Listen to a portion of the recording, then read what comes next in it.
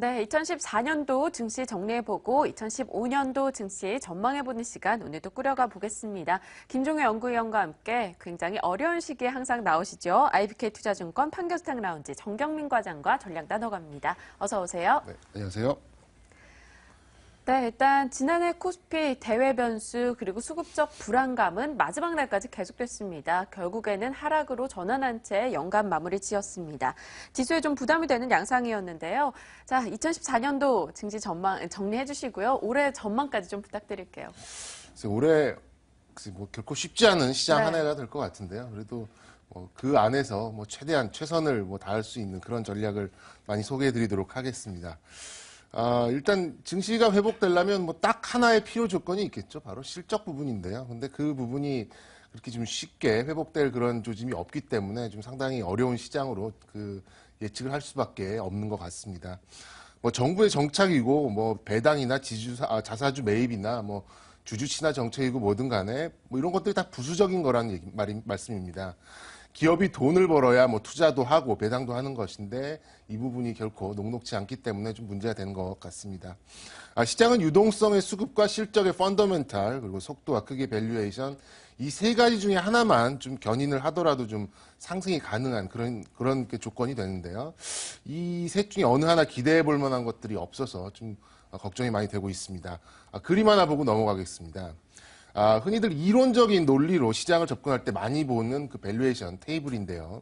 포워드 밸류에이션과 트레일 밸류에이션 12월간의 미래 실적을 보는 것이 포워드 밸류에이션이고 과거 1년간의 실적을 가지고 만든 것이 트레일 밸류에이션인데 올해 시장을 가혹하게 좀 보자면 1700을 못 갈 그럴 것도 없는 것 같고요.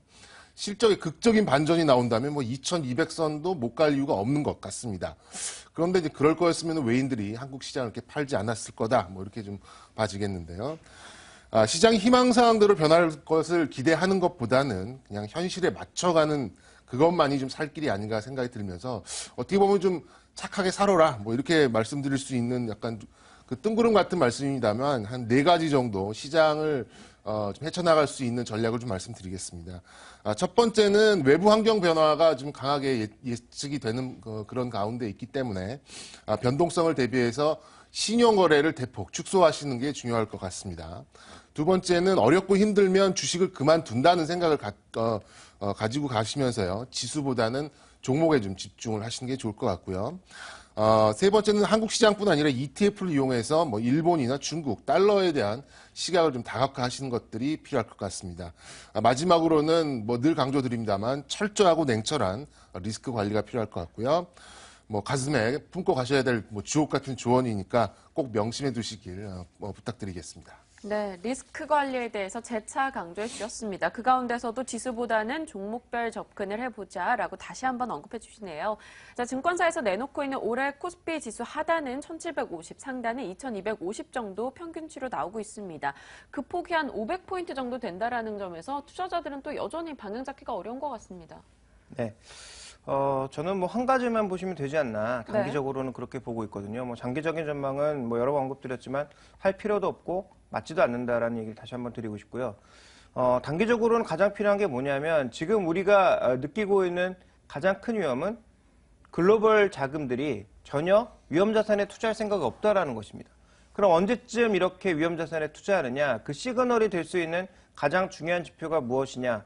유가도 있겠지만 저는 호주 달러를 주목하고 있습니다. 그래서 유가와 호주 달러 정도가 강한 반등을 보여준다면 그동안 많이 빠졌던 종목군들 중심으로 우리가 흔히 얘기하는 경기 민감주 중심으로의 반등이 나타날 가능성 굉장히 높다라고 보고 있기 때문에 결국은 이 정도만 우리가 단기적으로 좀 관심을 가지면 되지 않느냐. 그래서 러시아 위기, 그다음에 그리스 위기 잘 넘어가고 호주 달러와 유가가 강하게 반등하는 그 시기에는 우리 속을 가장 썩였던 그런 종목군들이 가장 탄력적으로 반등이 나올 가능성이 있다라는 거죠.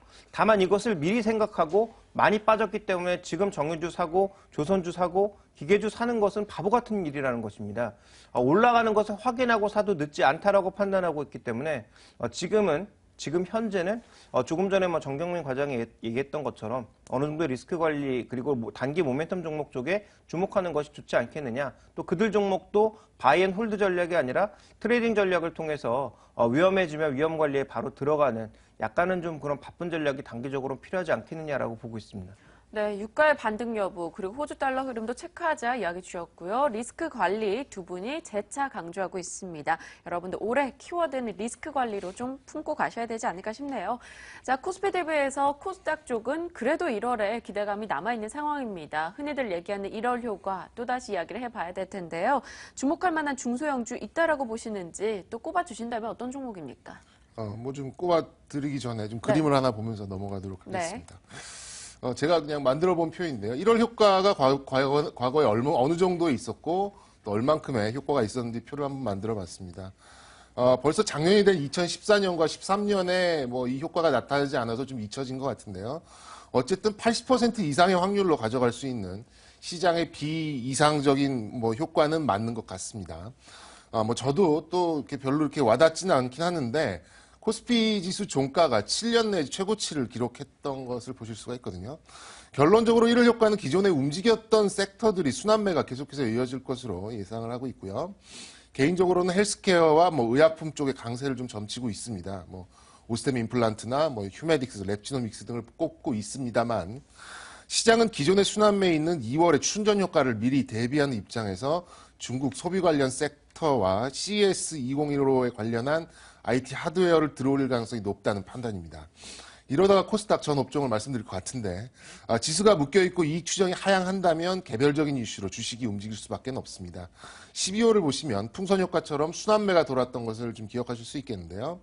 웹젠을 필두로 한 모바일 게임 진영, 또 KH바텍을 비롯한 휴대폰 부품 진영, 엔텔스를 앞세운 뭐 사물 인터넷 관련 섹터, 이오테크닉스를 비롯한 반도체 라인 증설 관련주, 또 이번 주는 뭐 헬스케어 쪽으로 좀 매기가 좀 들어왔었는데 어차피 꿈을 먹고 사는 코스닥 기업이라면 앞으로 얼마 드릴지가 오히려 대략 계산이 나오지 않는 헬스케어 쪽으로 강하게 매수세가 들어올 가능성도 저는 좀 있다. 이렇게 좀 짚어드리겠습니다. 미국과 중국 시장에서도 좀 강한 흐름이 나타났었는데요.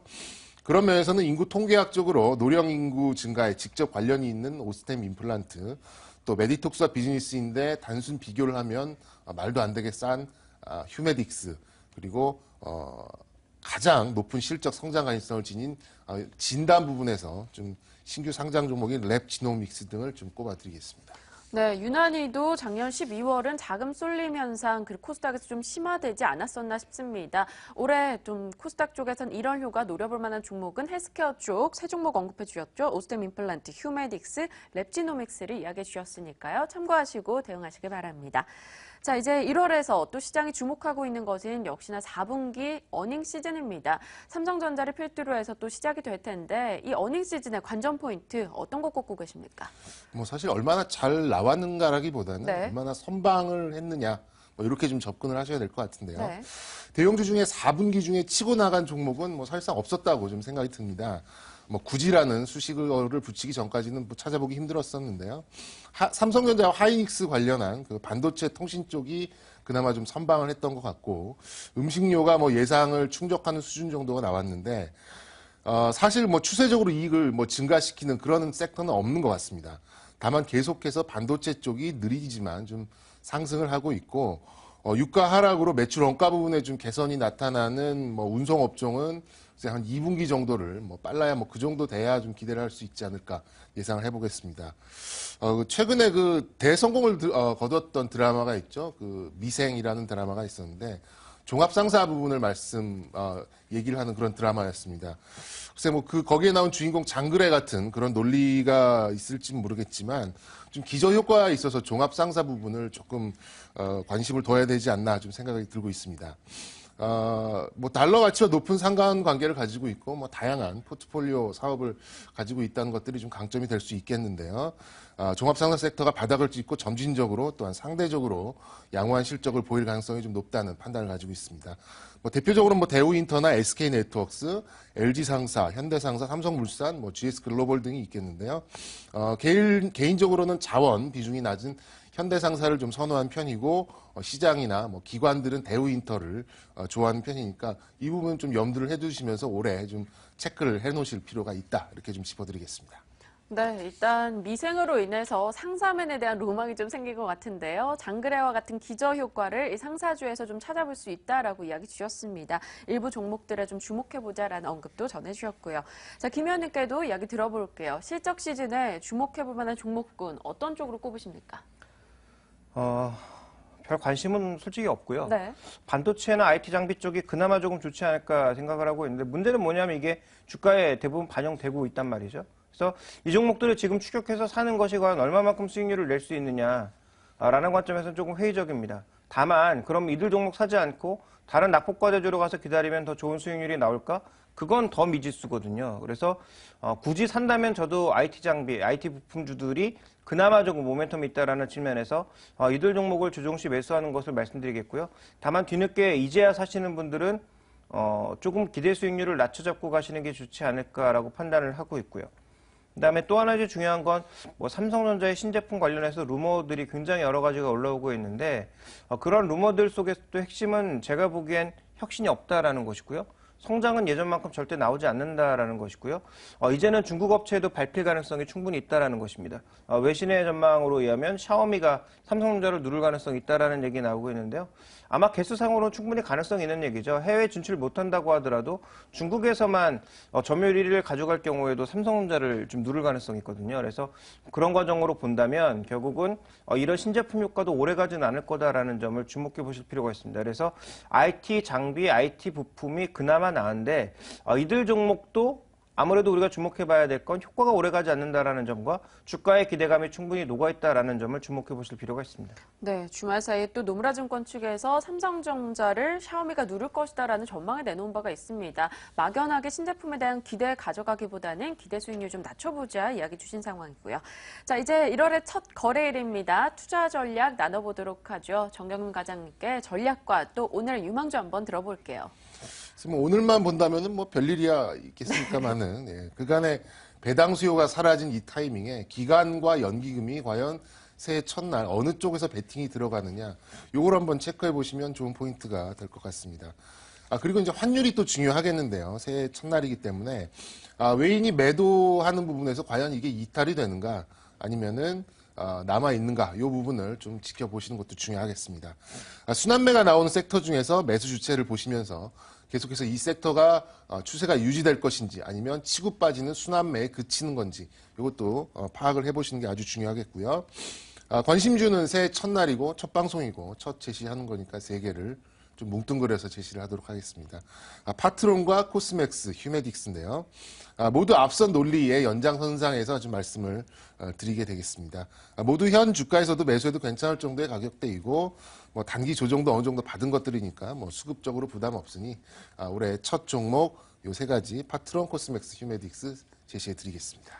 네, 업종별 순환매 속의 수급 흐름 잘 체크해보자 이야기 주셨고요. 유망주로는 파트론, 코스맥스, 휴메딕스 언급해 주셨으니까요. 여러분 참고하시면서 대응하시기 바랍니다. 자, 정경민 과장과 함께했네요. 새해 복 많이 받으시고요. 오늘 말씀 고맙습니다. 네, 감사합니다.